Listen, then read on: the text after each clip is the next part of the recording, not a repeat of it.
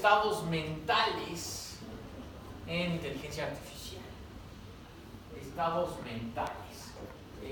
Ya saben ustedes, bueno, no es secreto, a mí me gusta mucho la parte simbólica de la inteligencia artificial y la relación con el mundo de la psicología.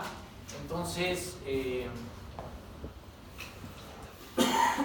pues, modelado de estados mentales. La idea es un poquito plantear qué cosas son los estados mentales, entender un poco de su contexto en el terreno psicológico y, por supuesto, después cómo eso se puede llevar a aterrizar en un estado tecnológico, que es lo que hacemos en inteligencia artificial.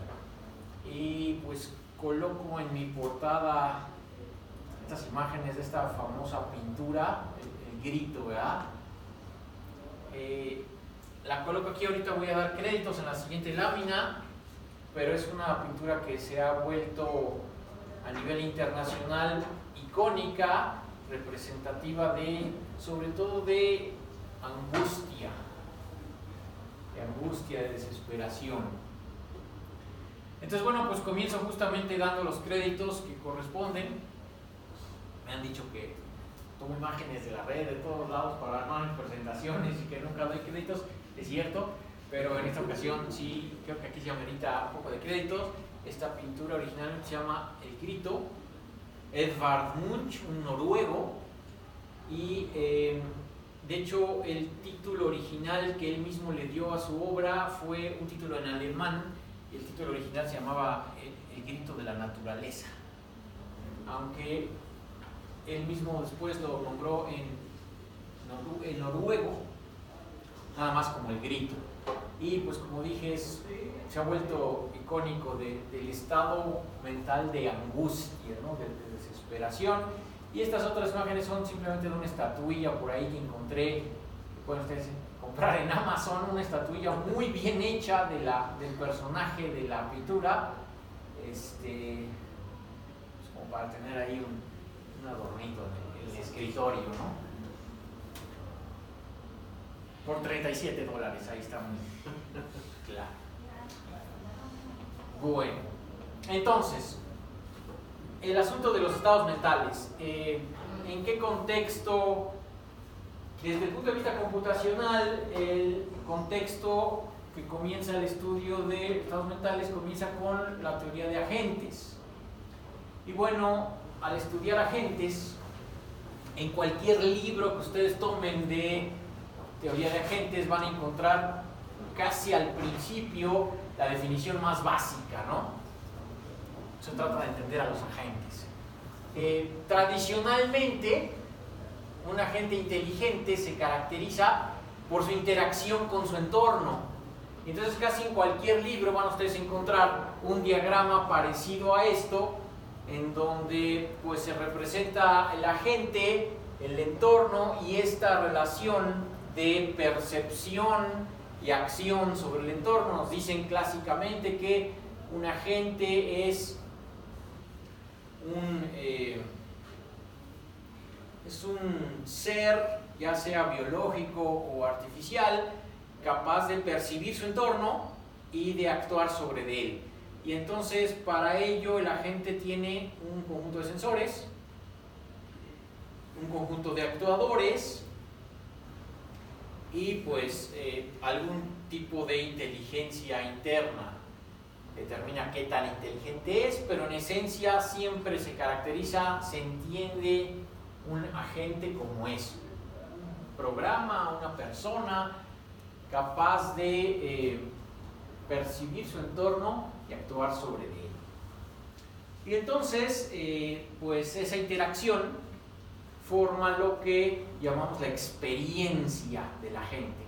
A partir de su interacción con el entorno, pues se va formando la experiencia de la gente. Que puede ser que la gente acumule su experiencia, puede ser que no, puede ser que la aproveche aprendiendo de ella, o puede ser que no, pero siempre el conjunto de el resultado de esa interacción de la gente con su entorno forma lo que se llama la experiencia de la gente. Y esto es un modelo soportado totalmente por la psicología. Es exactamente igual a la definición psicológica.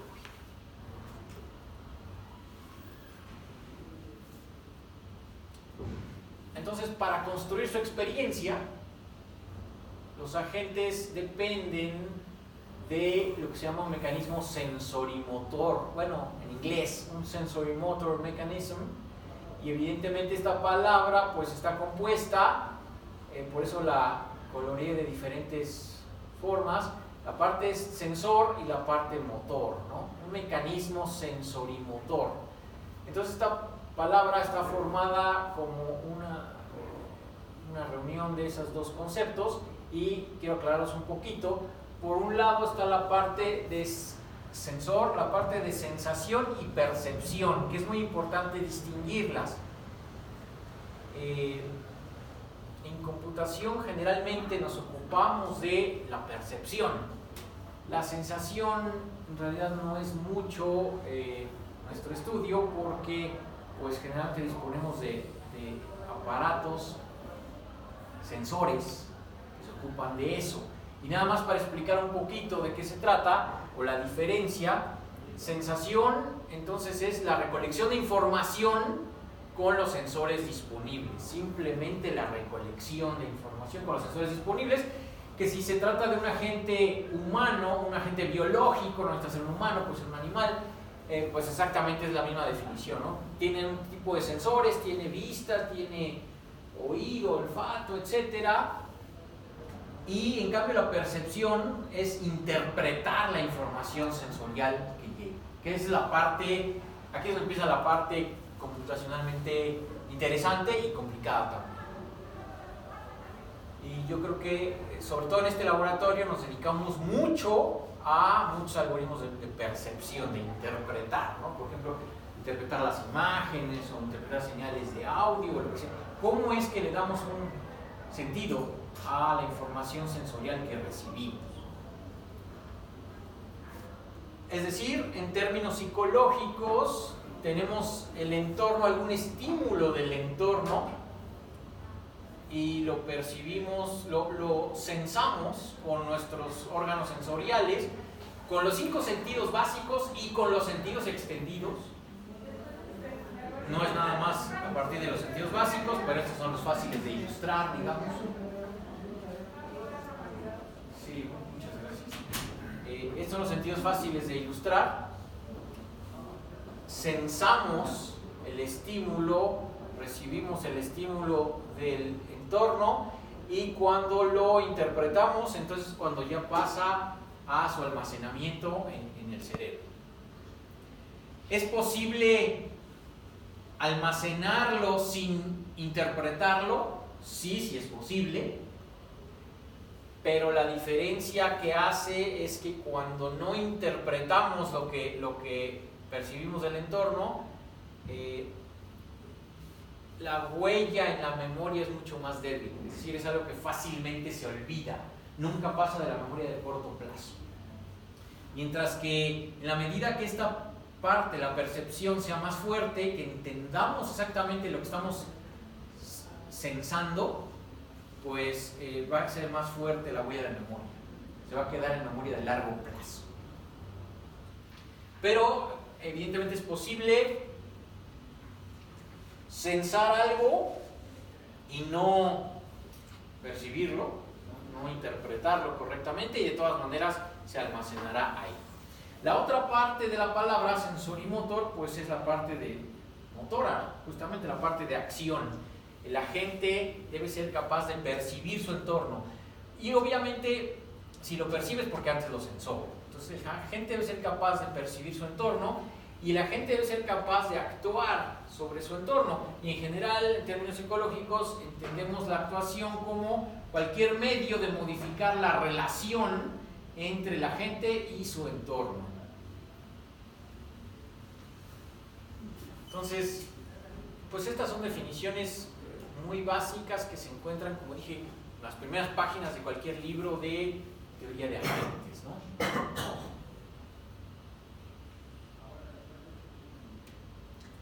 Sin embargo, no solamente nos interesan los agentes, nos interesan los agentes inteligentes. Y entonces hay que tomar en cuenta algo que no se ha dicho, casi no se dice en ningún libro, que es esto, que el hecho de cualquier ser inteligente, natural o artificial, interactúa además consigo mismo, con su entorno interno. Y eso es algo que nos muestra el diagrama clásico de los libros. Todo agente inteligente interactúa consigo mismo, tiene una interacción hacia su entorno interior, diferente a la de su interacción con el entorno exterior. Y entonces, pues, esa interacción forma lo que llamamos la experiencia interna del agente. Entonces, un agente inteligente necesita o tiene experiencia exterior y experiencia interior. Fundamentalmente le llamamos a eso introspección. ¿Ya? Cuando un agente no sensa su entorno exterior, sino que ve hacia adentro de sí mismo. ¿Qué es lo que tiene dentro?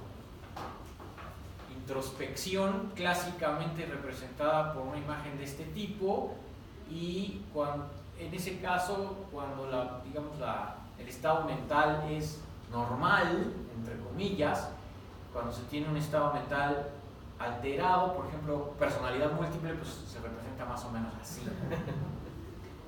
Hay veces en que se puede ver hacia el interior y encontrar un desastre allá adentro, ¿no? O algo muy complicado, o algo que no se entiende, ¿no? Que tal vez la introspección como mecanismo sensor puede sensar lo que hay adentro, pero no podemos percibirlo, ¿no? No hay manera de interpretarlo, no sabemos qué está pasando allá adentro. Esos son de los aspectos que en agentes biológicos son fáciles de entender y explicar, pero en términos de un agente artificial ya no es tan sencillo interpretar qué está pasando ahí. Entonces, hay que estudiar un poquito qué es lo que pasa ahí. Los seres humanos, en particular, tenemos diferentes sistemas sensorimotores para construir la experiencia interna, la externa y la interna. ¿Qué tan diferentes son esos distintos mecanismos? Evidentemente, en ambos casos, en ambas experiencias, hace falta percibir y actuar con el entorno externo, y percibir y actuar con el entorno interno. Pero evidentemente los mecanismos para hacer eso son muy diferentes. En el caso de los seres humanos, cuando se trata del entorno externo, de la experiencia externa, la actividad del ser humano depende fundamentalmente de tres elementos. Evidentemente su sistema de sensores, su habilidad sensorial, su habilidad perceptual, su habilidad de acción, la habilidad de sus actuadores, pero fundamentalmente de sus objetivos. El ser humano actúa de acuerdo a sus objetivos, pero interactuando con el entorno de acuerdo a sus habilidades de actuación y sus habilidades de percepción. Ya sea en entornos donde tenemos multiagentes o en entornos individuales, de todas maneras la forma de hacerlo es la misma. Y ya conocemos esos mecanismos clásicos: sentidos, habilidad cognitiva y diferentes habilidades físicas de actuación. Los actuadores en el ser humano no se limitan solamente a la parte, digamos, física, al desarrollo de los músculos o el movimiento muscular. La actuación puede ser también hablar cosas, decidimos qué hablamos, hacer gestos simplemente, y todo eso es una forma de actuación que modifica la relación de la gente con su entorno. Pero ¿y qué pasa cuando se trata de experiencia interna? cuando no hay un entorno externo, cuando tenemos un caso aislado, la mente tiene que examinarse. Tal vez la imagen es un poco cruda, pero muestra la idea claramente, ¿no? Se puede coser. La mente tiene que censarse a sí misma y actuar sobre ella misma. Pero evidentemente los actuadores no pueden ser los mismos y los sensores tampoco, ¿no?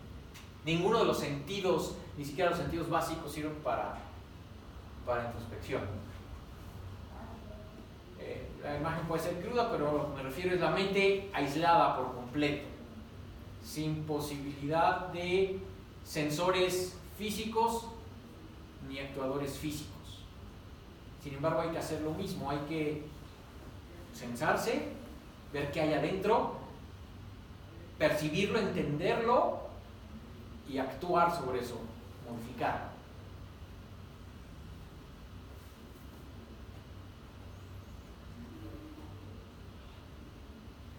De alguna manera, eso establecerá el estado mental. ¿Qué tan diferente es la experiencia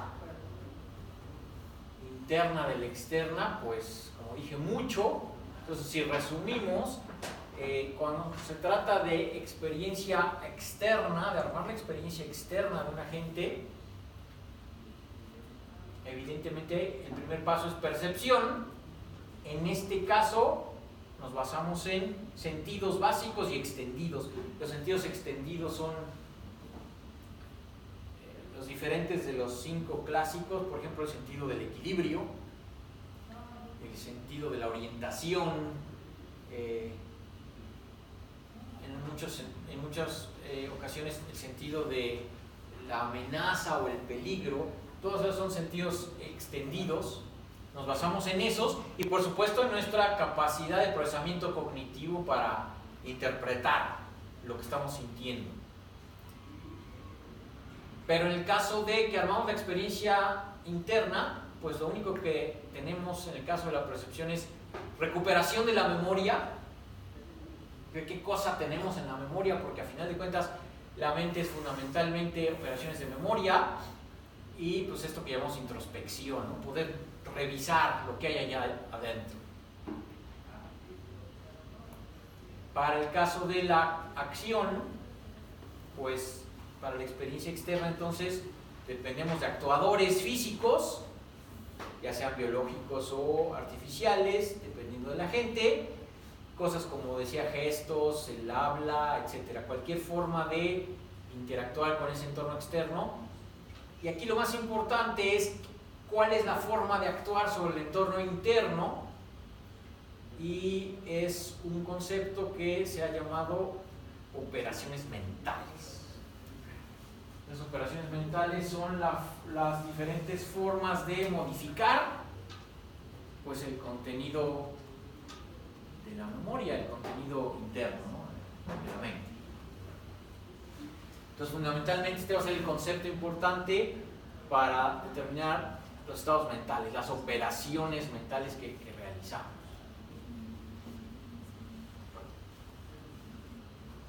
Sin embargo, aunque los mecanismos de percepción y de actuación son radicalmente diferentes en el caso de la experiencia interna y la experiencia externa, el resultado final del proceso siempre es el mismo. Es un criterio que unifica el resultado final del proceso de percepción y actuación, el proceso de generar una experiencia, ya sea interna o externa, siempre es el mismo y se llama aprendizaje. Un agente termina aprendiendo a partir de armar su experiencia. Y bueno, por supuesto, aunque ustedes han visto, ha habido a lo largo de muchas sesiones, no solo este semestre, sino otros semestres, algunas discusiones sobre incluso entre nosotros, sobre el concepto de aprendizaje. Fundamentalmente me refiero a que este armado de la experiencia genera añadido de nuevo conocimiento y comportamiento. En el caso de la experiencia externa es bastante claro de entender. Se añade nuevo conocimiento a partir de la relación con el entorno externo y el interno también. Se actualiza el conocimiento que ya se tenía y también el comportamiento, y se optimiza algún comportamiento, es decir, el uso o aplicación de cierto conocimiento. Entonces, en estas tres cuestiones está casi cualquier concepto de aprendizaje que podamos argumentar, incluye cualquiera de estas situaciones, o tal vez todas. Y a esto se llega tanto por la experiencia externa como por la experiencia interna.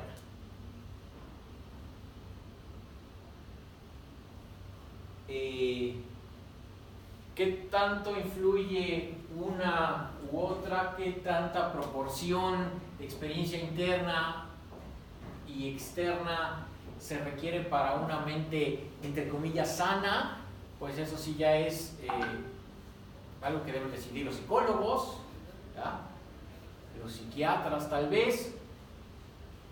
Y seguramente ustedes conocen ejemplos de personas que tienen fuertemente desarrollada la parte de experiencia externa, pero la parte interna prácticamente la tienen nulificada. Y seguramente conocen ejemplos al revés también, ¿no? Personas que tienen muy desarrollada la parte de introspección, la parte de reflexión, etcétera, pero su contacto con su mundo externo es bastante mínimo.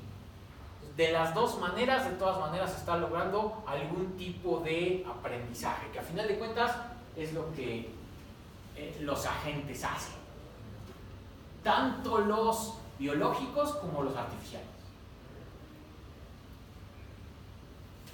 Y por supuesto, cuando entra este término, pues empieza a volverse todavía más interesante computacionalmente, particularmente para los que hacemos inteligencia artificial, ¿verdad? Y eso quiere decir que podemos hacer exactamente bajo los mismos principios y modelos psicológicos, podemos hacer una mente artificial que responda de manera casi igual a como lo hace una mente biológica. Aquí estoy, digamos, usando a la ligera la relación de mente con cerebro. Estoy ilustrando un cerebro, aunque estoy hablando de mente. No es el momento ni el foro ahorita para hablar de esa relación, pero evidentemente cerebro es un concepto fácil de ilustrar y mente no. Entonces, bueno, me baso en la asociación implícita de esas dos cosas simplemente para efectos de ilustrar. Entonces llegamos a esto, ya sea que los agentes estén armando su experiencia externa o interna, salud, están aprendiendo. Entonces, al analizar estados mentales, obviamente nos interesa esta parte. ¿Cómo se da el armado de la experiencia interna en un agente artificial? Porque replicar de alguna manera pues es algo que es fácil de entender, que se hace mucho, ¿no? Ahí está, pues todos los estudios de robótica y todas las cosas que hacen en robótica, pues es de alguna manera tratar de replicar ese proceso de armado de la experiencia externa de la gente. Pero a nosotros nos debe interesar un poquito más la experiencia interna. Entonces, después de todo esto, ¿qué cosa es un estado mental? En realidad la definición no es complicada, es una definición demasiado simple, es un concepto básico. ¿Qué cosa es un estado mental? Un estado mental lo entendemos simplemente como el estatus, el estado que guarda la experiencia interna de un agente, donde estado puede significar un conjunto discreto de variables que tienen ciertos valores y que determinan el funcionamiento del proceso de armado de la experiencia interna de la gente. Eso es simplemente el estado mental de ese agente. Y para el caso de humanos, lo que ha estudiado la psicología es que existen varios grupos, tipos de estados mentales. No todos los estados mentales son iguales.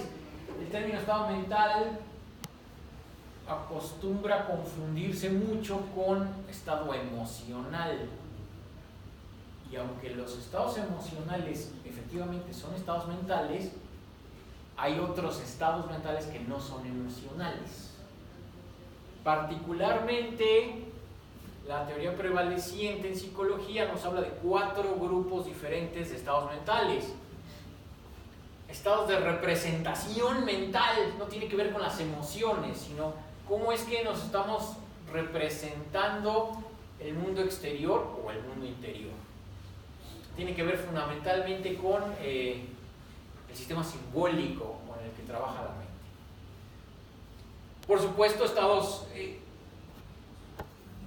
¿cómo se en español? De ánimo. Ánimo, sí. Estados de las emociones, estos que generalmente entendemos por estados mentales. Actitudes proposicionales, de las más interesantes. Es un estado mental que tampoco tiene que ver con las emociones y que determina simplemente cómo respondemos ante ciertas proposiciones.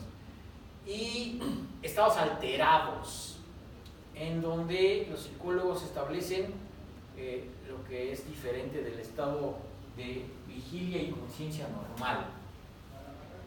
Entonces, pues hay que entender un poquito cada uno de estos grupos. Los estados alterados son de lo más, el grupo más interesante para los psicólogos, sobre todo para psicología clínica, ¿no? Entonces, brevemente describir un poquito cada uno de esos grupos. Los estados de representación mental se refieren a los sistemas de símbolos que hay en la mente. Un sistema de símbolos, se asume en este modelo que hay un sistema de símbolos que representa el mundo externo, y tenemos diferentes estados mentales porque nuestra representación del mundo externo puede ser precisa o muy poco precisa, puede ser equivocada o más certera de lo que otros tienen. Y como nuestra representación interna va a determinar nuestro comportamiento, nuestra acción hacia el entorno, pues eso va a determinar diferentes estados mentales.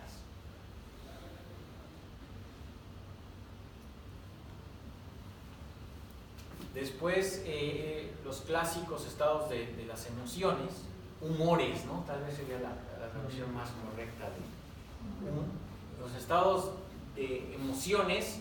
Son cuando generalmente prevalece una emoción sobre las otras. En términos psicológicos necesitamos una combinación, una mezcla de muchas emociones diferentes en cada momento, pero hay momentos en los que una de esas emociones empieza a prevalecer sobre todas las demás. ¿Y cuánto tiempo dura ese estado? Pues depende de la intensidad del estado mental.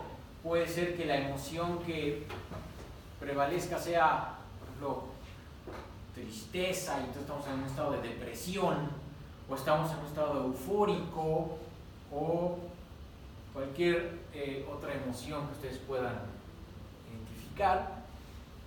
Los estados de actitudes proposicionales, estos fueron de los primeros estudiados en la psicología. La actitud para determinar el valor de verdad de un conjunto de proposiciones. Es decir, como seres humanos tenemos una cierta actitud ante las proposiciones. Las proposiciones son elementos lingüísticos importantes en cualquier lenguaje natural. Las proposiciones son algo ante lo que reaccionamos, fundamentalmente determinándoles un valor de verdad, como lo modela la lógica, ¿verdad?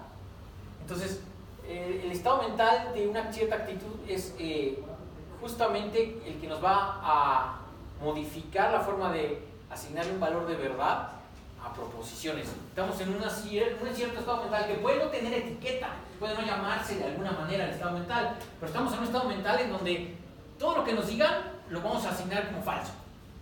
Estamos en un estado tal vez reticente. Puede ser reticente o podemos escéptico o puede ser pesimista. Todo lo que nos digan le vamos a asignar un valor de verdad falso. O al revés, a todo lo que nos digan estamos en un estado inocente o ingenuo, o yo qué sé. Ese tipo de estados mentales no depende de las emociones. O podemos tener una actitud de temor ante las proposiciones, que eso también es un valor de verdad, ¿no? No es el clásico verdadero o falso, pero también es asignarle un valor a las proposiciones.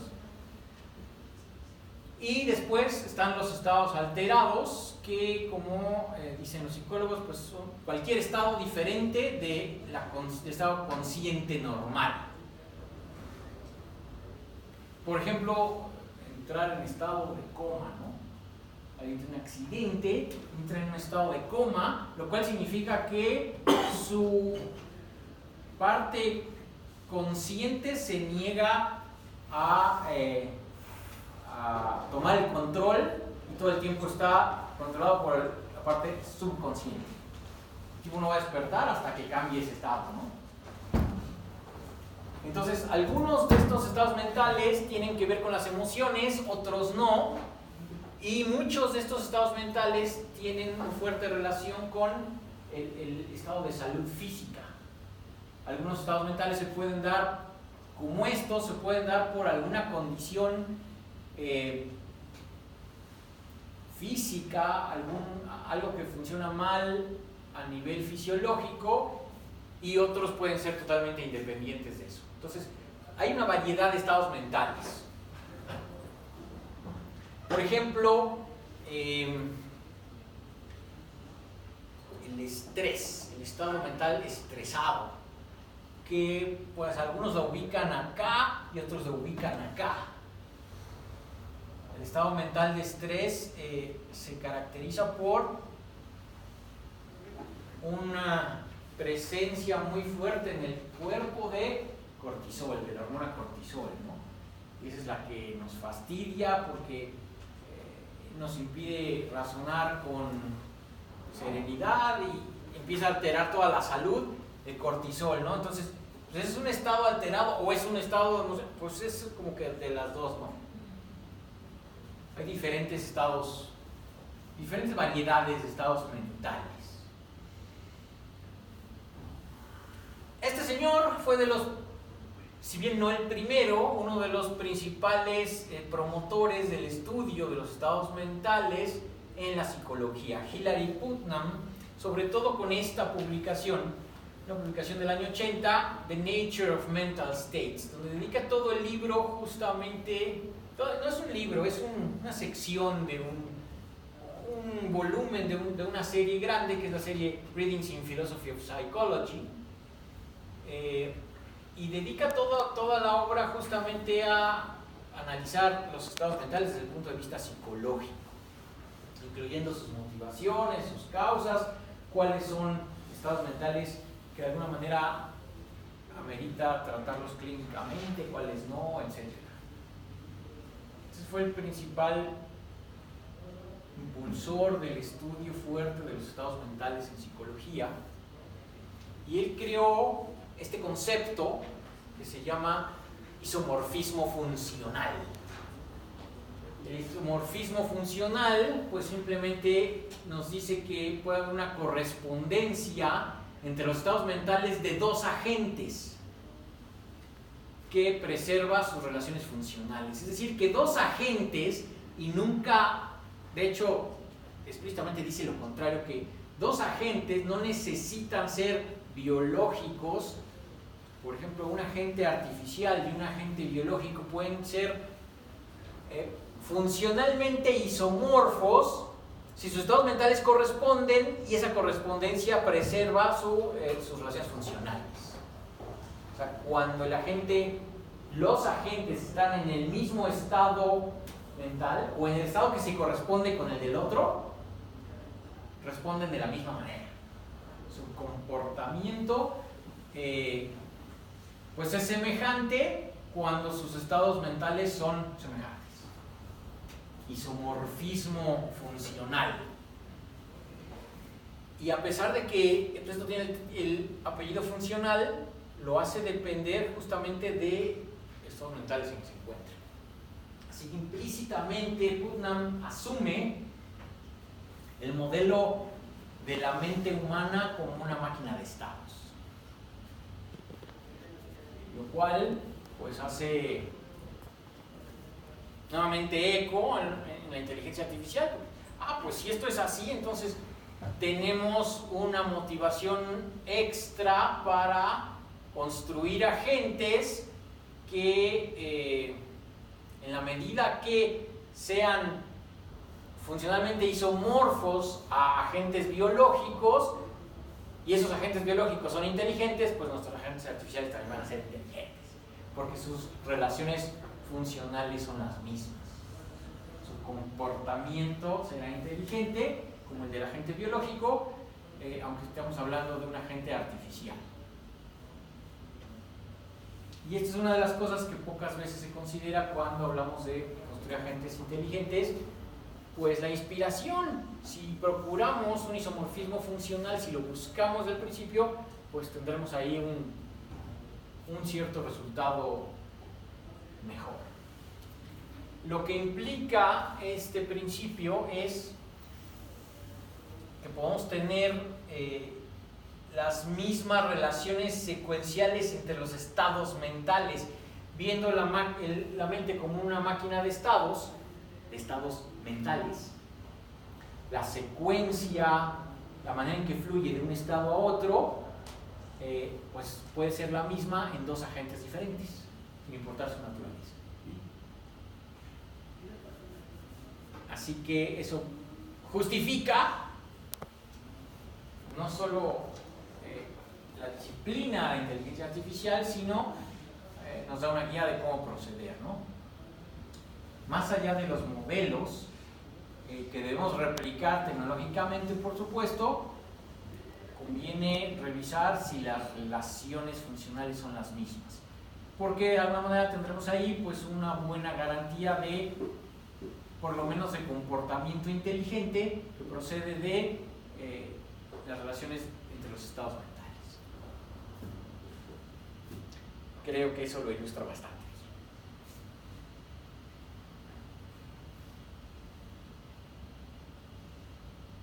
Ahora, otro sujeto que fuertemente ha estudiado el asunto de los estados mentales desde el punto de vista psicológico y desde una perspectiva completamente diferente es este señor que, según me instruyó Edgardo, su nombre se pronuncia Mihai Csikszentmihalyi.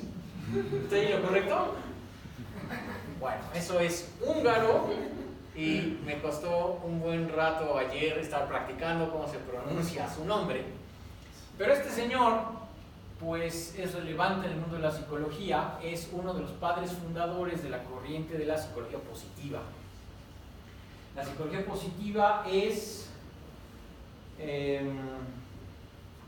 pues es una reacción ante el psicoanálisis, que a su vez fue una reacción contra el conductismo, y la psicología positiva reacciona contra esos dos diciendo todas esas corrientes en psicología se han enfocado demasiado en la psicología clínica, se han enfocado demasiado en los estados patológicos de la psique humana, y entonces ellos tratan de voltear el estudio de la psicología. Bueno, está bien estudiar los casos patológicos, tiene que haber psicología clínica, pero la psicología puede estudiar también el aspecto positivo, los estados que no son patológicos, como preservarlos, como fomentarlos, etcétera, en el ser humano. Entonces esta es la corriente de la psicología positiva. Uno de los padres fundadores es este señor, no me hagan repetir otra vez su nombre. Y este señor propone el concepto del estado mental que llama, flow. En español habría que traducirlo como un estado fluido, un estado mental de fluidez, estado mental fluido, que es un estado de máxima concentración y productividad.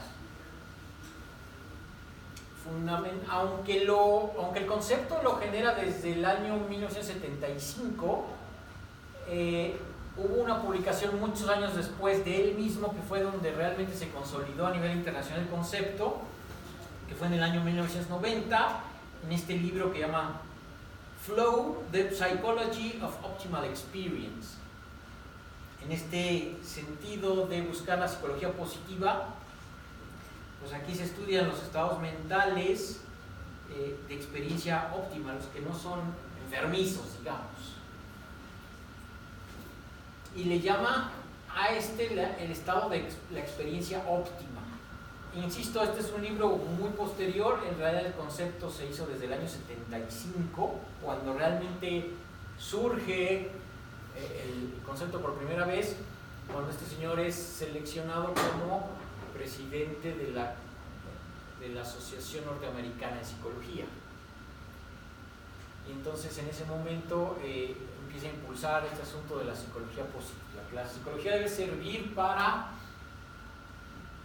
mejorar y fomentar el estado mental de los seres humanos, no nada más para ocuparse de los casos clínicos. Y en su libro plantea este diagrama sumamente interesante que explica los estados mentales, ciertos estados mentales en una gráfica bidimensional donde tiene un eje que es el nivel de habilidad de la gente para controlar sus emociones. Ahí está hablando de emociones. El nivel de habilidad de la gente para controlar sus emociones contra el nivel de reto que presenta el entorno en donde se encuentra la gente. Entonces, en un entorno una gente con poca habilidad de control de las emociones, pero que un entorno que le exige poco, generalmente el estado mental lo caracteriza como apatía. Él es poco hábil, pero el entorno le exige poco y entonces generalmente está en un estado mental apático. Pero si ese mismo agente se le exige un poco más, nivel medio de exigencia, puede entrar en un estado de preocupación. El entorno le exige más, pero él no tiene habilidad para controlar, entonces se preocupa. Y si todavía el entorno le exige más, entonces entra en un estado de ansiedad.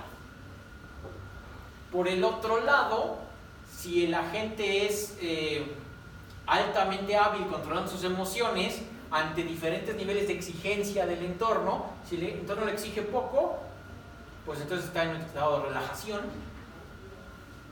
Si le exige de nivel medio, pues está en un estado de control. Y si le exige máximamente es cuando entra en el estado de flujo, de fluidez, como le quieran traducir. Es decir, este es el estado que se produce solamente con máxima habilidad de control de las emociones y máxima exigencia del entorno. Por eso es un estado productivo, un estado donde fluye la producción del individuo, que está fuertemente concentrado, controlado y fluye es muy productivo. En los niveles medios, a la mitad exactamente, si el nivel de habilidad y el nivel de exigencia es medio, pues tenemos aburrimiento, salud, aburrimiento, su nivel de control de las emociones es medio, pero el entorno lo exige, entonces se aburre. O está excitado, si el entorno le exige mucho, pero él tiene un nivel medio, pues bueno, emociona, causa un estado mental de excitación. Entonces este es el panorama que plantea Mihaly sobre los estados mentales. Está hablando ahí efectivamente solo de estados mentales que directamente tienen que ver con emociones. Pero este es sigue siendo la referencia en psicología positiva.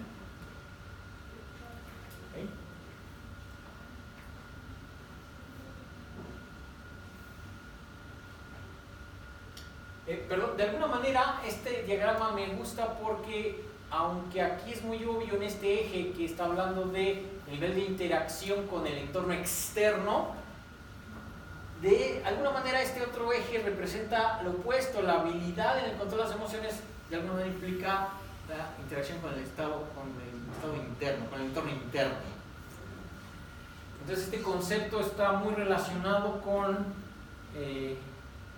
la relación entre estados internos y externos mentales, aunque nunca lo dice así literal.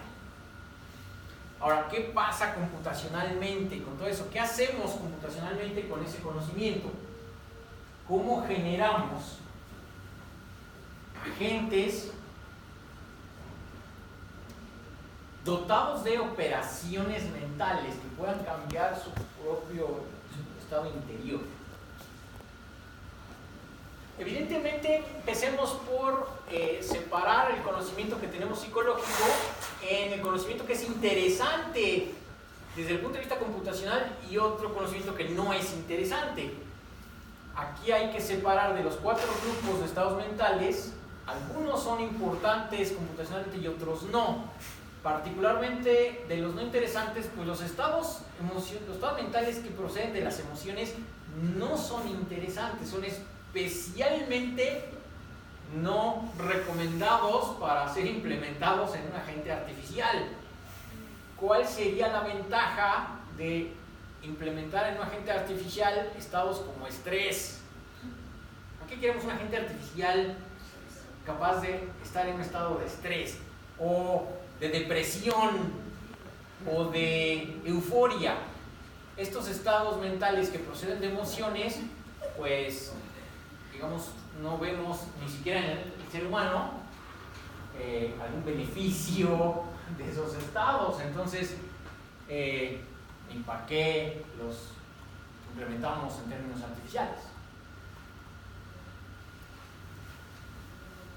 Tampoco los estados alterados de la mente son interesantes por la misma razón, porque no vemos utilidad práctica en ello. ¿Para qué implementamos un agente que sea capaz de estar en estado de esquizofrenia, ¿verdad?, donde las sensaciones del mundo externo se falsean? Nuestros sentidos nos avisan de sensaciones que no vienen del entorno externo, pero eso no sirve para nada, ¿no? O un estado de personalidad múltiple. ¿Para qué queremos que un sistema inteligente se comporte con personalidades múltiples? Puede ser extremadamente peligroso. O un estado comatoso, por ejemplo, ¿no?, donde el subconsciente toma el control y jamás regresa el control al estado consciente, ¿no? Son estados mentales que observamos biológicamente, pero que no nos conviene replicar a nivel artificial. Los otros 2 grupos son los que sí son interesantes computacionalmente, los estados de representación mental, fundamentalmente porque el asunto de las representaciones siempre ha sido relevante en computación, ¿verdad? Y sabemos que la representación mental que tengamos va a determinar la forma en que razonamos. Vamos a razonar, en términos generales, el razonamiento lo podemos entender como la manipulación de las representaciones mentales que tenemos. Entonces, esos estados nos importa mucho. Queremos que los agentes artificiales tengan las representaciones correctas. Si se modifican, que se modifiquen de la manera correcta, porque a final de cuentas eso va a incidir en el razonamiento o en el comportamiento de la gente. Y también el grupo de actitudes proposicionales, porque como vimos, esto determina el valor de verdad que le asignamos a las proposiciones. Y en este punto es donde conecta justamente con la disciplina que asigna valores de verdad a las proposiciones, que es la lógica. Tiene que haber algún mecanismo de lógica en un agente artificial, por lo menos para tener un estado mental de actitud proposicional.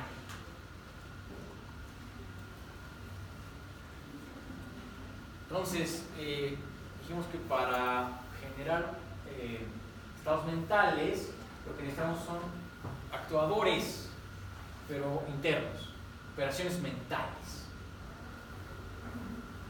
cómo son esas operaciones mentales. ¿No? Uno de los primeros en estudiar esas operaciones mentales, este señor Pierre Janet,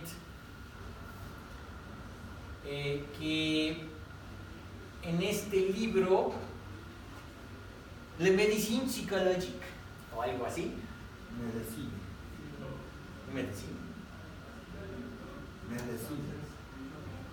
No sé cómo se pronuncia, ¿no? Eso es francés.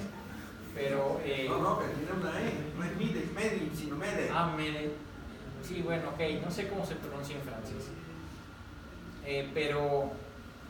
En su libro de la medicina psicológica, que fundamentalmente explora la labor clínica de la hipnosis, del proceso de hipnosis, justamente estudia por primera vez los estados mentales con y sin la influencia de hipnosis, de un estado de hipnosis. Y habla de una cosa muy interesante que liga con la lógica. Dice que los principales, los estados, las operaciones mentales primarias son lógicas. Para él son operaciones lógicas, de manejo de símbolos. Y él habla de 3 operaciones fundamentales. La operación que llama aprehensión, es decir, nuevamente, formación de un símbolo mental en respuesta a un estímulo. Aquí no habla de que el símbolo tenga que representar el estado externo, pero es simplemente en respuesta a cualquier estímulo se forma un símbolo mental.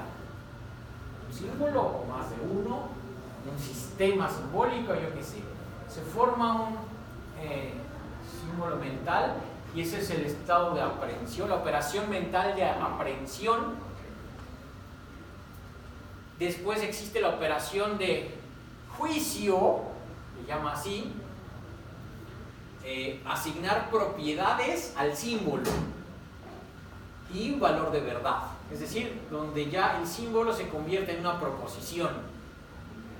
A la vez que le asignamos propiedades, la convertimos el símbolo en una proposición y le asignamos un valor de verdad. Y la operación mental de inferencia, que para Janet es obtener conclusiones que ligan, que asocian una proposición con otras proposiciones, el fundamento del razonamiento. Entonces, aquí lo que está haciendo en términos psicológicos, pero también en términos lógicos, es determinar la semántica para una lógica de los términos, de los símbolos básicos, la semántica de las proposiciones y la semántica de razonamiento o los procesos de inferencia. Evidentemente este señor no menciona ni por equivocación la tecnología, ni los agentes artificiales, ni nada por el estilo, pero cuando ve uno el planteamiento psicológico que está aquí, pues inmediatamente en mentes enfermas como la mía, pues inmediatamente se remite uno a, está hablando de una lógica.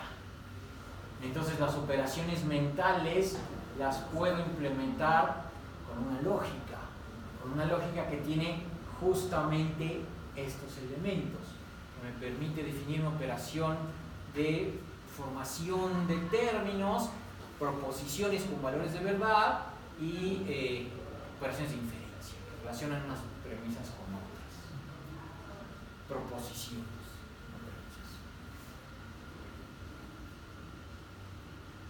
Ese es como el inicio del estudio de las operaciones mentales, pero quien realmente las lleva a su última consecuencia es este señor que pues, es un monstruo de la ciencia psicológica de todos los tiempos, Jean Piaget, ¿verdad? El famoso Jean Piaget, que es que ha llegado a ser considerado igual o más importante en el mundo de la psicología que Freud, por su cantidad de aportación tan brutal que hizo, ¿no? Por mencionar títulos nobiliarios, por llamar de alguna manera. Piaget es, por supuesto, en primer lugar considerado el padre de la epistemología genética. Ahora explicamos un poquito qué cosa es la rama de la epistemología genética a nivel de filosofía. Es también el creador de la teoría del desarrollo cognitivo de la inteligencia y además es el creador de la teoría constructivista del aprendizaje. Entonces, este señor se metió desde filosofía, psicología, pedagogía. Como dije, es un monstruo, ¿no? Además, pues están los cuentos. No quiero llamarles leyendas urbanas, pero las historias de cómo en el periodo inmediato previo al inicio de la Segunda Guerra Mundial tenía un seminario en Suiza, un seminario al que asistían personalidades importantes del mundo científico de todas las ciencias, como por ejemplo el mismo Albert Einstein, que asistía al seminario de Jean Piaget, y hay muchos otros personajes interesantes de aquel entonces. Digámoslo, jalaba gente el prestigio de este señor. Y como dije, un monstruo de la psicología. En términos de productividad, este señor publicó más de 50 libros y 500 artículos de investigación. Le comentaba yo a Edgardo hace un rato que hice una mirada rápida a los títulos de los 50 libros y yo encontré 3 solamente publicados junto con alguien más. Solo 3 yo encontré. La mayoría de sus libros son él solito, como autor único. Más de 50.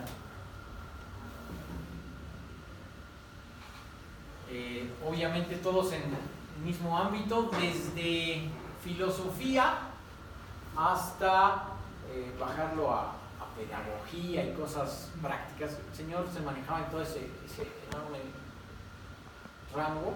El asunto aquí de la epistemología genética tiene que ver con el estudio del conocimiento, de la ciencia fundamentalmente, del conocimiento científico, y el término genético no se refiere a la parte biológica, no se refiere a genes, sino a la génesis de la epistemología. Entonces, pues estos son sus títulos nobiliarios del señor.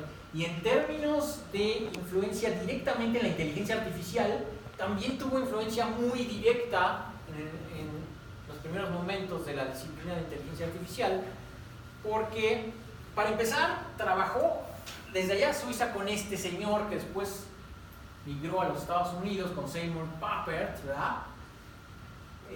Fue su asistente allá en Génova, y este señor, cuando se mueve a los Estados Unidos, ustedes conocen la historia, entra al laboratorio del MIT jalado por Minsky, ¿verdad? Este es el que se vuelve pues su brazo derecho de Minsky, creador del sistema Logo, ¿verdad? Y también tuvo relación con este otro señor que es uno de los personajes más malentendidos en la historia de la computación, con Alan Kay, que si ustedes recuerdan es justamente el creador de Smalltalk, ¿verdad? Pero fue el que acuñó el término programación orientada a objetos, el que diseñó en términos teóricos el paradigma de orientación a objetos. Y este señor, más allá de Smalltalk y más allá de objetos, entonces el señor trabajó en un lugar muy relevante en investigación que es PARC, el Palo Alto Research Center de Xerox, ¿no? Un centro de investigación de Xerox que en aquellas épocas fue muy relevante. Ustedes habrán visto la película aquella de, ¿cómo se llama? Los piratas de Silicon Valley. de Silicon Valley, el concepto de interfaz gráfica que de alguna manera se piratean de Xerox, un concepto en el que él había trabajado, e inclusive la historia nos habla de un diseño que él propuso en el año 72 de lo que después terminó siendo un iPad, ¿verdad? Él diseñó un tipo de computadora flaquita para niños con una interfaz gráfica, un teclado físico, pero era una cosa muy parecida a una tablet moderna. Este fue el creador de esos dos conceptos que pues después terminaron volándose fundamentalmente a Apple, etc., ¿no? Entonces, pues Piaget tuvo relación directa y él, Alan Key, después de su contacto con Piaget, justamente utilizó las teorías de Piaget de desarrollo cognitivo de la inteligencia para proponer esa especie de tablet. Se llamaba Dynabook. El modelo original se llamaba Dynabook. Un Dynabook era una especie de computadora para niños, para desarrollar la inteligencia en los niños. Una computadora con la diferencia de que tenía o tendría incluido una interfaz gráfica para comunicarse con el sistema operativo, y pues una cosa así, una tableta, una cosa ligerita. Su sueño jamás se realizó, pero quienes tomaron la idea fueron los del gobierno de los Estados Unidos, porque vieron en ese diseño un medio para almacenar y transportar documentos sin tener que llevar papeles y muchas cosas. Fueron los que terminaron financiando el asunto, pero su fabulosa computadora para niños nunca se materializó. Esa es la influencia directa de este señor en el mundo de la inteligencia artificial. Y entonces, empaquetando ahí un poquito sus títulos nobiliarios, los conceptos importantes establecidos por Jean Piaget son fundamentalmente dos. Bueno, cualquier cosa que yo diga sobre este señor se quedará siempre corta, pero los que yo observo que me parecen relevantes en términos de esta plática, la inteligencia se desarrolla a través de la interacción y la confrontación entre habilidades innatas y el entorno social. Algo muy parecido a lo que nos decía Mijaíl. En aquel entonces había un debate muy fuerte en términos de si la inteligencia era algo que se traía ya de nacimiento o si era algo que se desarrollaba. Los sujetos muy inteligentes nacen o se hacen. Y sí, efectivamente, de alguna manera Piaget planteó, pues es una combinación de ambas cosas. Él reconoce que existen ciertas tendencias y habilidades innatas, pero dice no se pueden desarrollar sin interacción con el entorno, ¿no? Hace falta ese nivel de reto, como decía Mijaíl, para desarrollar la inteligencia. Y además caracteriza la inteligencia, la experiencia interna, como una secuencia cíclica de dos operaciones mentales que él denomina asimilación y acomodación. En realidad ese término ya venía un poco antes, parece que de Blunt, pero él los consolida: asimilación y acomodación, únicas dos operaciones internas para él, operaciones mentales. Asimilación como la formación de la representación interna de los estímulos que recibimos, y acomodación como la operación que hace encajar esa nueva representación con todo el conocimiento que previamente se tiene. Cuando nos encontramos con una experiencia nueva, la representamos, la asimilamos primero, pero luego hay que ver si eso coincide con todo nuestro cuerpo de conocimiento previo. puede ser que no coincida para nada, que coincida parcialmente, y entonces lo concibe como una conexión de grafos en donde el conocimiento nuevo encaja en la red de conocimiento previa, y puede ser que algunos nodos o algunas partes de esa red no queden bien conectados. Lo ubica. Sí, no checan con los demás, ¿no? Estos son los dos conceptos importantes en términos de lo que estoy diciendo, porque él reduce todo a estos dos estados mentales.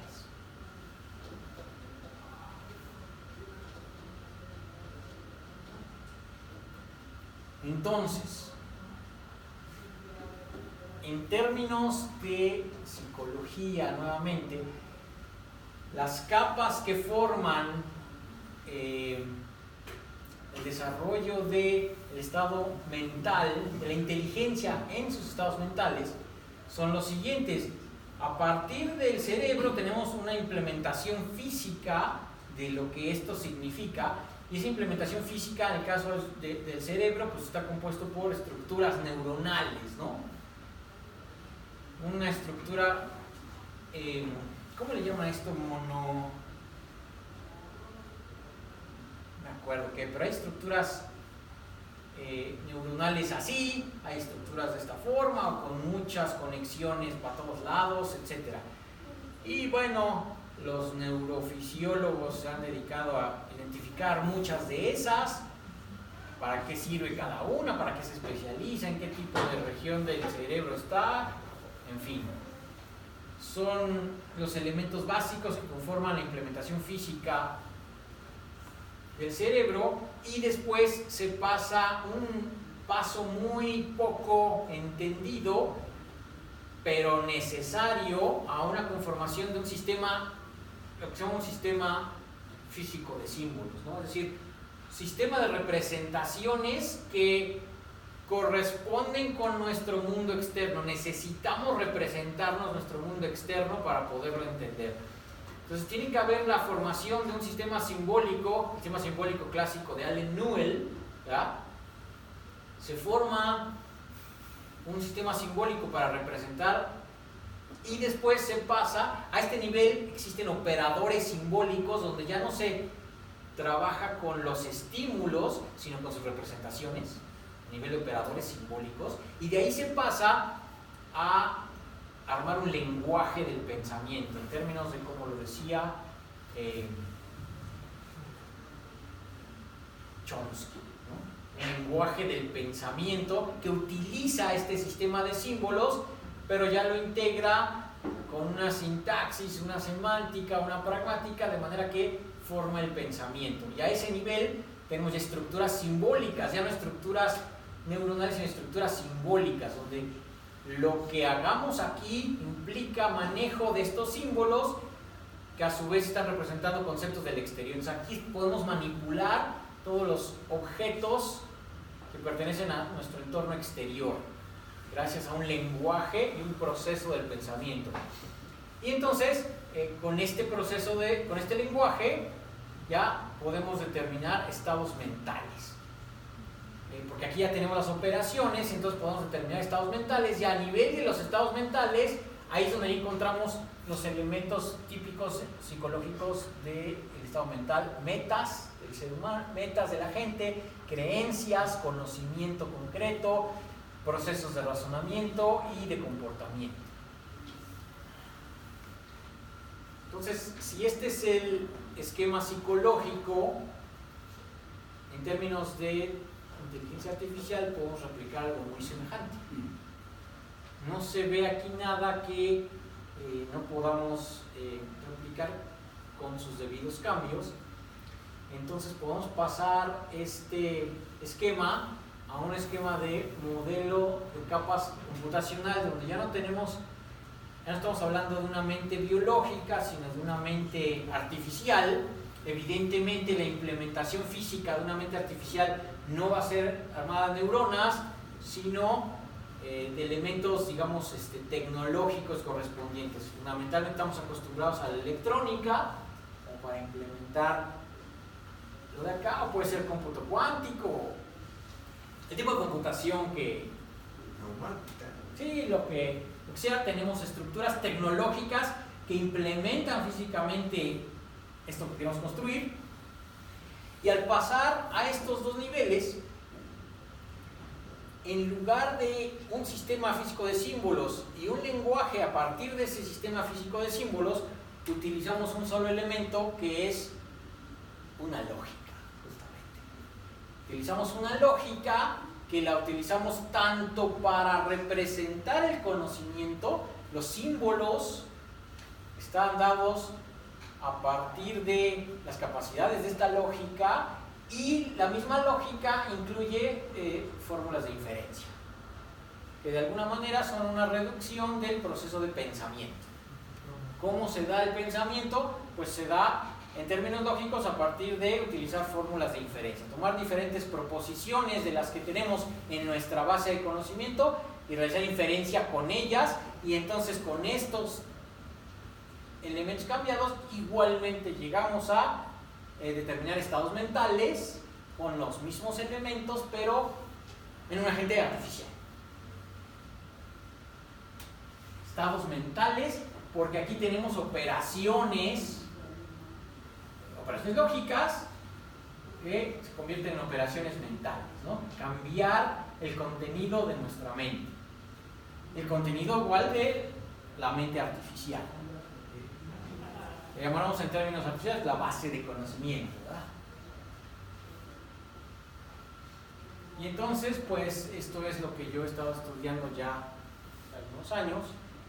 Entonces, ustedes recuerdan que en el semestre anterior se ha hablado de la parte de lógica. Me gusta mucho la lógica no axiomática, alguna vez hablé de lógicas descriptivas, etc. ¿Cómo integramos todos esos elementos, esas capas, cómo las integramos en un modelo de una mente que puede estar en diferentes estados? Bueno, nuevamente siguiendo el modelo psicológico, y de la psicología nos llega el modelo clásico, simbólico, que es que la mente está conformada fundamentalmente por memoria, en particular memoria de 3 tipos por lo menos: memoria intencional, donde se almacenan las metas del individuo; memoria declarativa, donde se almacenan los hechos; y memoria procedural, donde se almacenan las reglas. Procedural u operativa también le llaman. Y entonces lo que tenemos es un mecanismo, un motor de inferencia, que en términos psicológicos los psicólogos aún no entienden bien exactamente qué cosa es esto, cómo se conforma este mecanismo de inferencia, que evidentemente conecta con los 3 tipos de memoria y trabaja con estos elementos haciendo inferencia. Afortunadamente, ese mecanismo de inferencia a su vez está controlado por una política.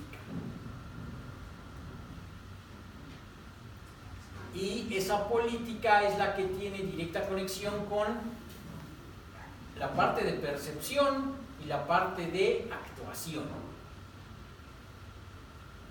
Cómo percibir el entorno externo o el entorno interno y cómo actuar sobre él, con los actuadores disponibles que se tienen. Pero aquí en la parte de actuar, pues hay que actuar también internamente. Entonces hace falta una tercera rama que salga de aquí, vaya para acá, que es justamente la de las operaciones mentales. Entonces este modelo, que parece más computacional que psicológico, lo adoptan sobre todo los de ciencia cognitiva.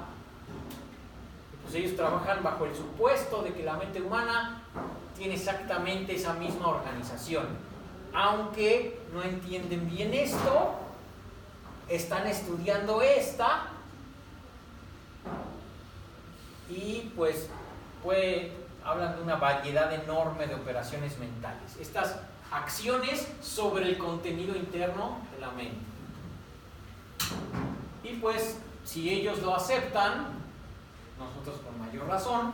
Simplemente en el caso de nosotros, pues se trata de no modelar una mente humana, estamos tratando de modelar una mente artificial que puede ser implementada a cualquier nivel, pero se trata de una mente artificial, entorno o motor de inferencia lo conocemos perfectamente porque lo tomamos directo de la lógica, las lógicas.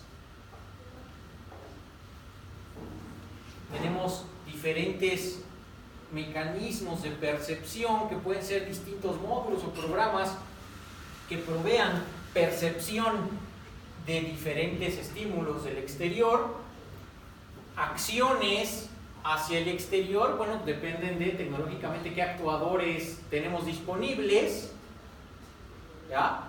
Un ente artificial puede tener actuadores diferentes, como por ejemplo estos modelos de robots de cirugía.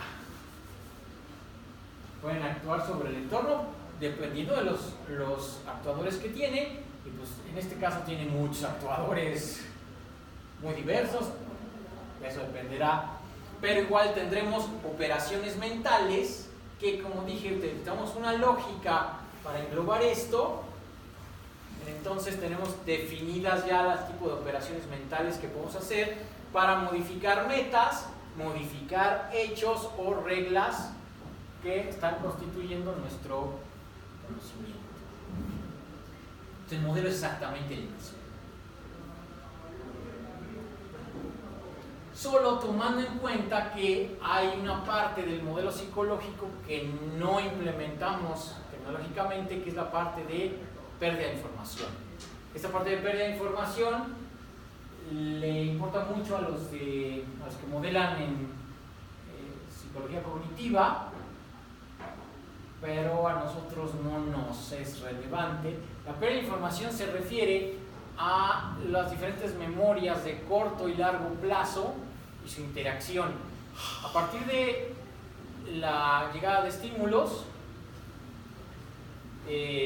excitan los sensores, pero no toda la información que se sensa se conserva. Existe una cierta pérdida de información debido a, explican en términos psicológicos, a falta de atención. No ponemos atención a lo que sensamos.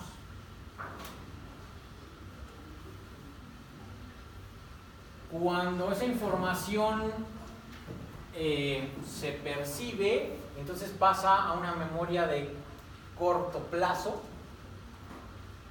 y también de esa memoria de corto plazo existe una cierta pérdida de información debido a falta de entendimiento. Si no entendemos lo que percibimos, pues fácilmente, como dije, no, la huella de memoria no es fuerte, fácilmente se pierde, porque no lo entendimos nunca. Si lo sensamos, pusimos atención al sensarlo, pero nunca lo entendimos, por lo tanto también se pierde. Y cuando pasa con el tiempo de memoria de corto plazo o memoria de largo plazo, existe nuevamente una pérdida de información por fallas de retención. Estas fallas de retención pueden ser debido a la edad, debido a algún accidente que se sufre, un golpe, etc. Diferentes circunstancias que pueden producir falta o pérdida de memoria de largo plazo. En todos estos niveles hay pérdida de memoria, y sobre todo en el proceso de recuperación. El proceso de recuperación es de 2 etapas. Lo que llamamos simplemente recordar, que es pasar algo de la memoria de largo plazo a la memoria de corto plazo, recordar. Y luego también podemos pasar algo de la memoria de corto plazo a la información sensorial activa, a lo que le llamamos revivir, reexperimentar. En términos en inglés puede ser visualize, pero no se refiere a información visual. Reexperimentar algo. Entonces, para que el proceso computacional sea completo, siga este mismo esquema, tecnológicamente ignoramos estas pérdidas de información. No nos conviene tampoco que un agente artificial pues tenga las mismas pérdidas de información que nosotros, ¿no? Queremos que nos sea de utilidad, y entonces pues que no tenga nuestros mismos defectos.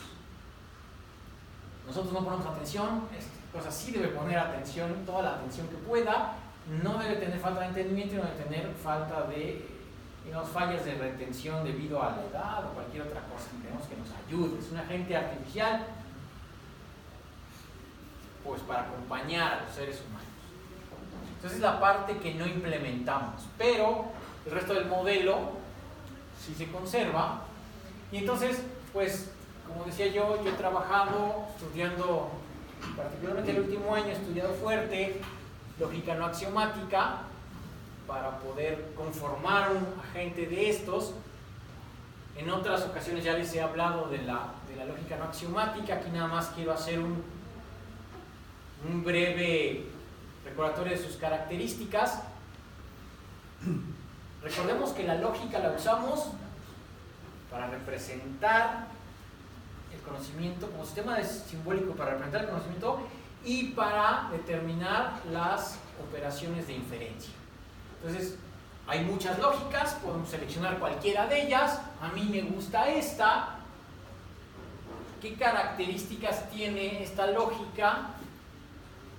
En primer lugar, tiene expresiones.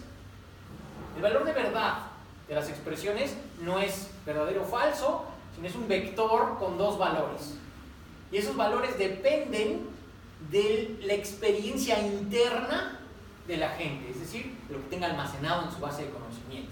Por eso se llama lógica no axiomática, es decir, no considera una expresión verdadera o falsa de entrada, sino su valor de verdad dependerá de la experiencia interna de la gente. Y ese vector de valores son dos valores a los que se llama frecuencia y confianza. Toda expresión tiene un valor de verdad que es un vector así, con frecuencia y confianza. Y la explicación simple y rápida de eso es: la frecuencia es la razón o la proporción de evidencia positiva de la expresión dividida entre el total de evidencia disponible. Por eso nos da la frecuencia. ¿Cuánta evidencia positiva tenemos de la evidencia que tenemos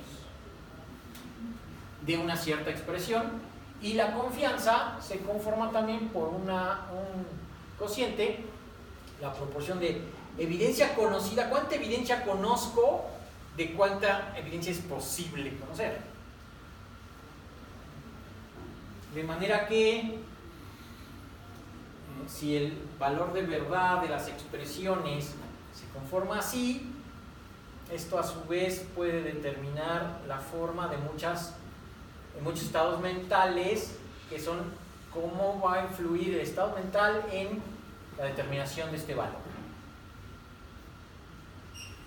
Por ejemplo, esto es evidencia positiva entre el total de evidencia disponible, pero podemos cambiar el criterio de qué es evidencia positiva, ¿no? O podemos simplemente no asignar el cociente de estas dos cosas con frecuencia, sino restarle algunos criterios que ponemos por el estado mental en el que estamos. Entonces, esta lógica tiene como característica principal que su valor de verdad se conforma así. Todas las expresiones tienen un valor de verdad formado así. Pero además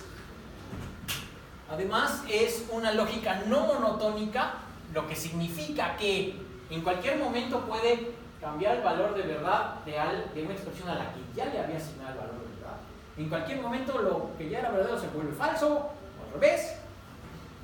Le cambia sus valores de frecuencia y confianza en cualquier momento, que es capaz de razonamiento temporal y razonamiento de orden superior. Es decir, es posible asignarle a las expresiones información temporal, qué ocurre antes que otra cosa, en qué secuencia ocurren los eventos. Y el razonamiento de orden superior significa, en las lógicas de primer orden, las variables solamente representan objetos en el universo que estamos representando. Pero en un razonamiento de orden superior, las variables pueden representar a otras expresiones dentro del mismo sistema. Entonces, eso es razonamiento de orden superior. Esta lógica tiene estas tres características: es no monotónica, capaz de razonamiento temporal y capacidad de razonamiento de orden superior. Y además, que esto es lo que más me gusta a mí, proporciona reglas de inferencia. Toda lógica tiene reglas de inferencia, pero esta en particular tiene reglas de inferencia para razonamiento deductivo, inductivo, abductivo, por analogía y por muchos otros. Ese acento es de español, no es de inglés.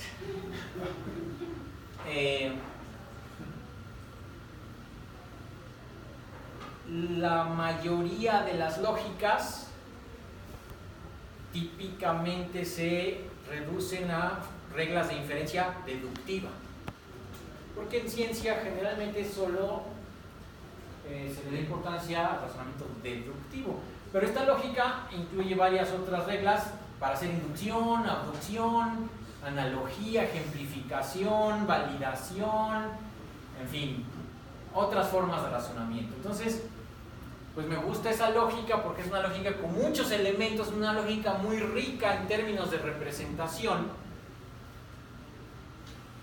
Y cuando se tiene una lógica rica en representación, podemos tener o definir muchos conceptos y operaciones mentales. Entonces, brevemente, para explicar lo siguiente, ya estoy por acabar, menciono algunos conceptos importantes en lógica no axiomática, non-axiomatic logic. Una creencia.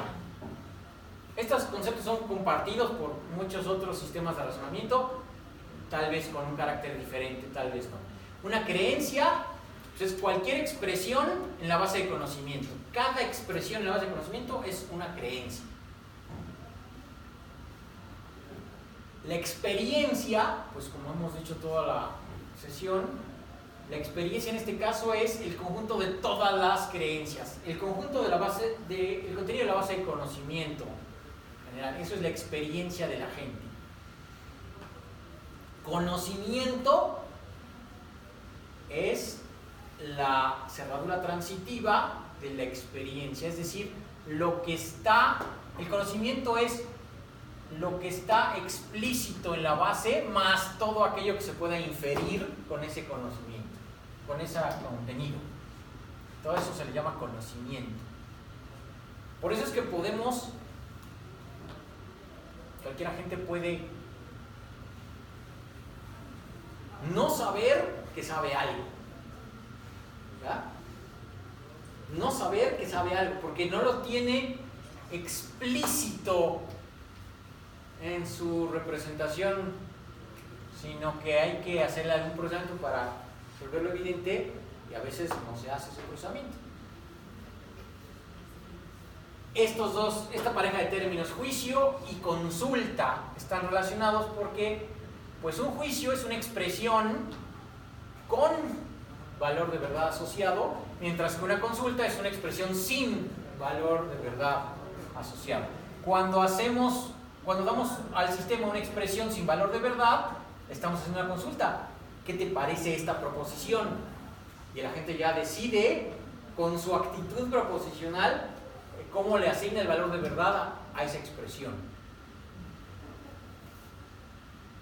Una tarea es una expresión que debe ser analizada, aún no ha sido analizada, pero debe serlo, ya sea para encontrar el valor de verdad o para utilizarla para inferencia con otras. Una tarea. Una inferencia, pues es el resultado de aplicar una fórmula de inferencia, por lo menos con dos fórmulas, en el caso de la lógica no axiomática. Y el resultado de una inferencia pues es otra expresión, con su valor de verdad. Un evento, dijimos que la lógica tiene capacidad de razonamiento temporal, entonces un evento es una expresión con información de tiempo, ¿no? Del suceso. Y una meta es una expresión que contiene a un evento que debe ser analizado. Una meta. La meta es analizar cierto evento. Entonces, estos términos, digamos, normales en el lenguaje, bueno, aquí están expresados en inglés, yo creo que en español existe mayor riqueza para referirse a cada una de estas cuestiones en español, pero a final de cuentas todos estos términos se traducen a situaciones concretas con el sistema simbólico, con la lógica. podemos representar estos elementos. Y cuando podemos representar todos esos elementos, pues estamos en posibilidad de armar un sistema inteligente, un sistema que puede tener una riqueza de estados mentales.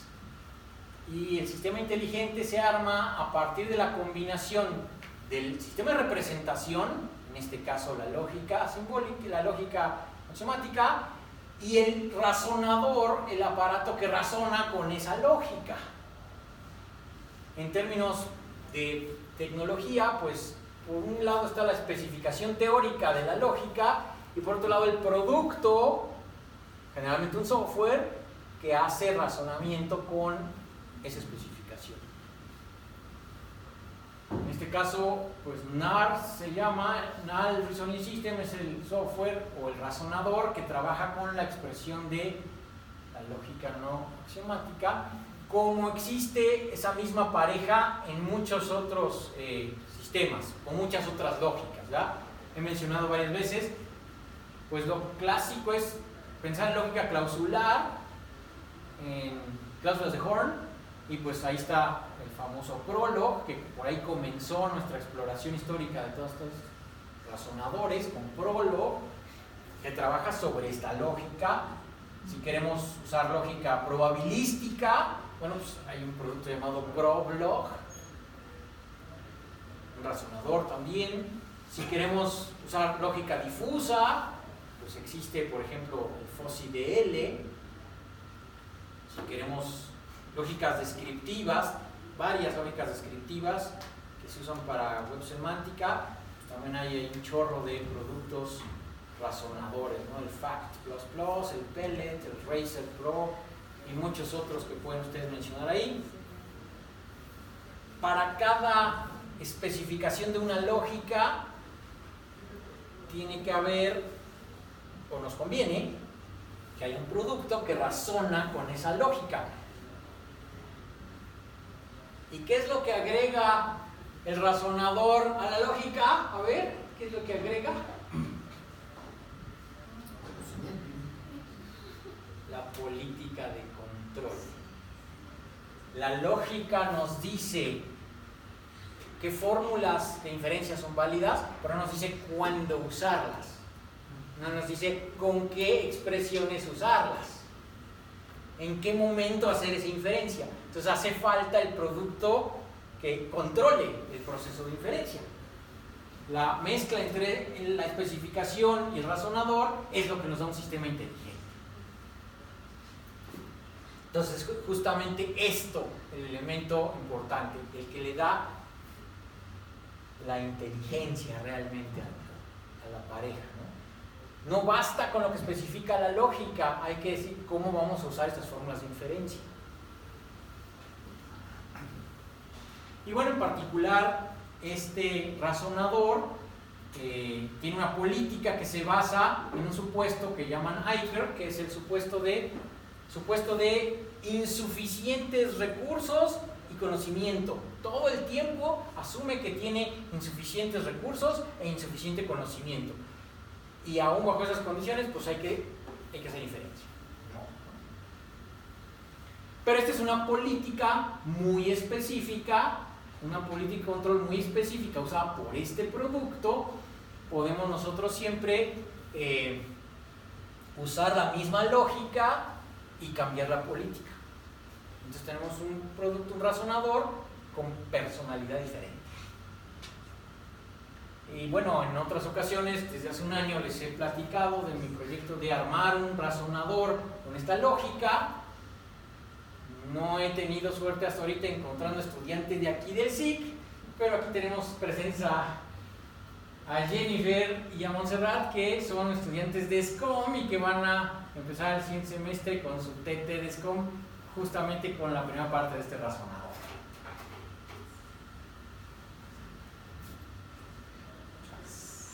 Y entonces, bueno, más allá de que me equivoqué aquí al animar esta frase, entonces, ¿cuáles son las operaciones mentales que podemos lograr con esa combinación de lógica y razonador? De esas operaciones mentales dependen los estados mentales que podamos producir, y aquí pongo una lista de varios muy interesantes. Las operaciones mentales generalmente se representan por verbos, por acciones que le pedimos al sistema inteligente que realice. Por ejemplo, obedecer. ¿Qué tal esa traducción?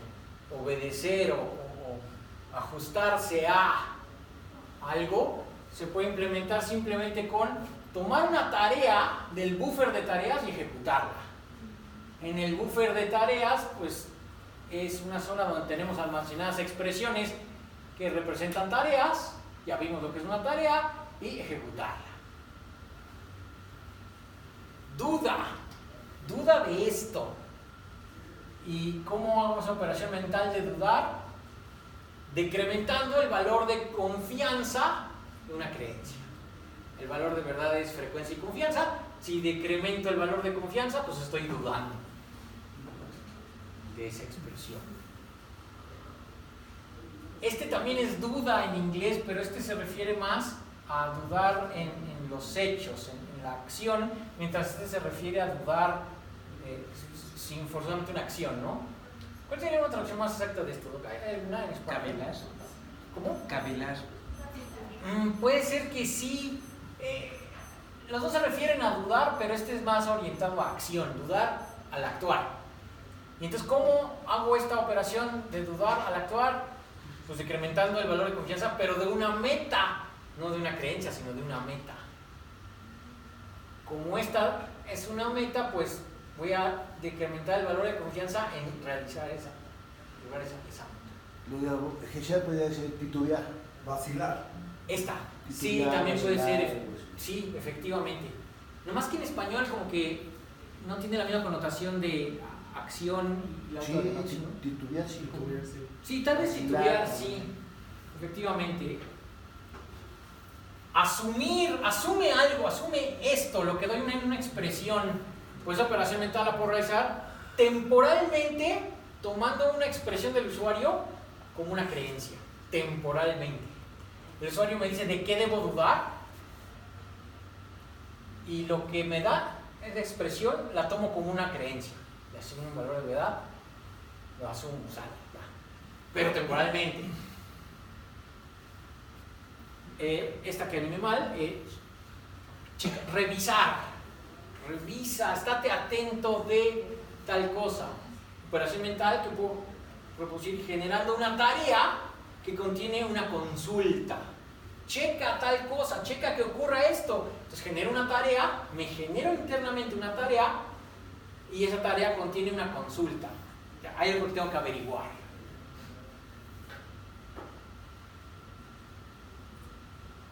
Este sí voy a saber cómo decirlo en español. Proclama qué. Proclama algo. Enuncia. Enuncia, eso, muy bien. Enuncia tal cosa. Operación mental que puedo implementar así, generando una tarea nuevamente, pero esta tarea contiene un juicio. Enuncia que este juicio, entonces genera una tarea y esa tarea contiene un juicio que es el que voy a comunicar a otros. Pregunta. Muy parecido, pero aquí genera una tarea interna, pero contiene una consulta. Genera la tarea de resolver esta consulta. Es igual que Duda, ¿no? ¿Igual que cuál? check. Sí, en este caso, no me fijé, pero efectivamente son igualitas estas. Pues a cualquiera de estos términos, ¿no? En términos de revisarlo por el hecho de la tarea, en términos de dudarlo, porque aquí hay una... A lo mejor es lo mismo, Una pero consulta. viene de diferente camino. O se le da diferente prioridad a cada cosa. No, puede ser lo mismo, pero depende del camino por el que llegas. Todas esas Si opciones hay. viene un proceso de inferencia. Entonces, la idea es que si yo puedo implementar inclusive operaciones mentales así tan diversas, pero análogas a las operaciones mentales que puede tener un ser humano, pues entonces puedo generar estados mentales semejantes a los que genera el agente humano y por lo tanto puedo tener un agente con alto grado de isomorfismo funcional con un agente biológico inteligente. Y desde mi perspectiva, pues no hay más logro más importante en inteligencia artificial que ese, ¿no? Lograr un agente inteligente. Por último, de exigir, podría yo decir, ¿no? Exige tal cosa, pues igual genera una tarea, pero esa tarea contiene una meta. Si exijo, me genera una tarea interna, con una meta me voy a exigir esta meta. Entonces es una manera interesante de traducir las operaciones mentales, expresarlas en términos de un sistema simbólico, de una lógica específica, y esa lógica ya me dice cómo debo representar internamente y cómo puedo realizar las operaciones. Entonces, al final de todo esto, conclusiones. Este es un área muy amplia que yo personalmente apenas empiezo a estudiar. Idealmente lo seguiré estudiando.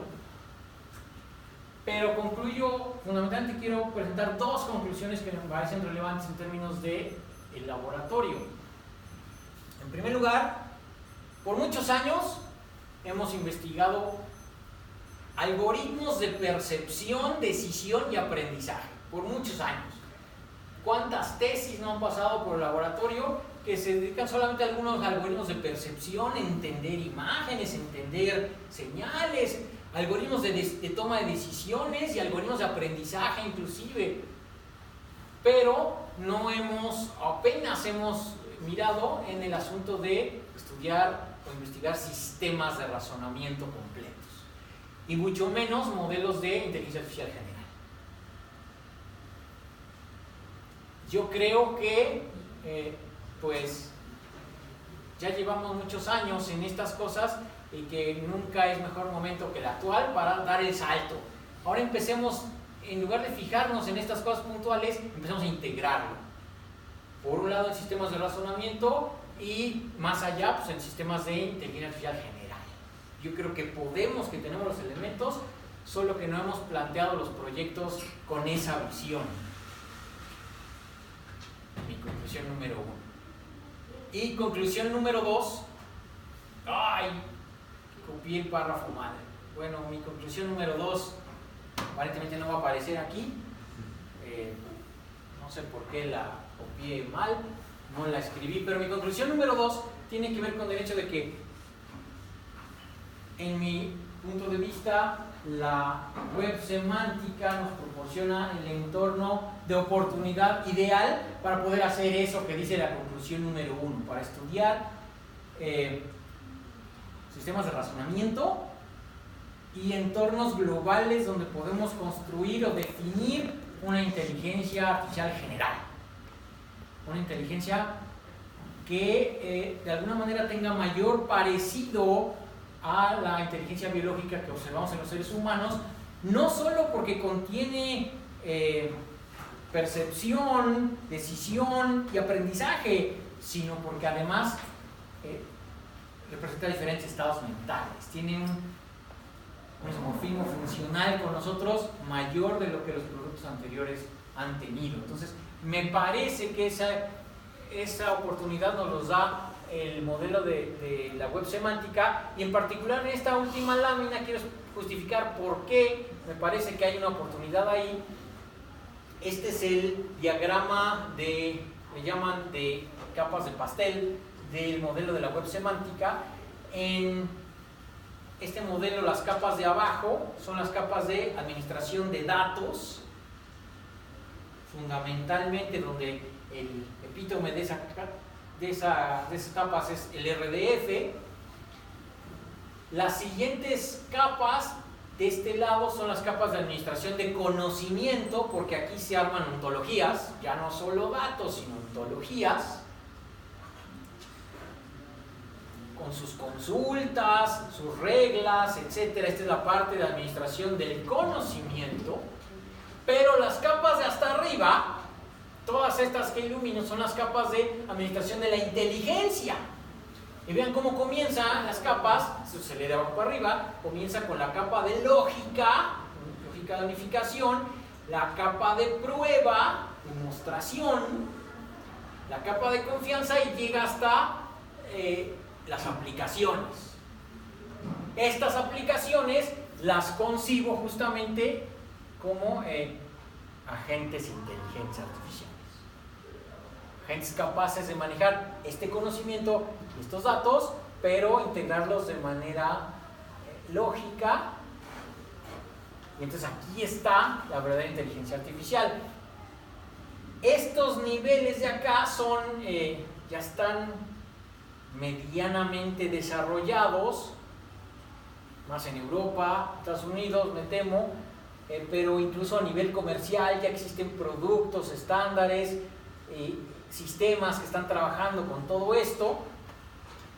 Aquí no, aquí todavía lo único que hay son algunos productos razonadores, eso sí, por acá, pero aquí todavía hay un mundo de cosas por hacer para generar sistemas, aplicaciones inteligentes, aplicaciones con agentes inteligentes y materializar esa promesa de la disciplina de inteligencia artificial. Inclusive, vean ustedes que sobre un cacho de la parte del bloque de hasta atrás, el bloque más oscuro, el bloque de seguridad, ¿no? De seguridad en el manejo de todas estas cosas. Yo creo que inclusive ahí tenemos una oportunidad de oro, porque yo soy convencido de que hay una parte de la seguridad informática que no depende de algoritmos de encripción, protocolos de no sé qué, como lo manejan actualmente, sino que hay una parte que depende de la inteligencia, depende de criterios, inclusive heurísticos, que pueden ser fuertes en términos del sistema de seguridad. Entonces, mi segunda conclusión, que no escribí bien, pues se refiere a que aquí tenemos un campo de oportunidad para movernos de estar haciendo aplicaciones pequeñitas solo de las capacidades de percepción, decisión y aprendizaje, a integrar en términos de algo mucho más fuerte, mucho más parecido a o acercado al modelo de inteligencia artificial general. Entonces, pues, en esencia, eso es lo que quería platicarles. Como siempre digo, dudas, cuestionamientos, trauma, histeria, complejo o similar. Hay un comentario al margen.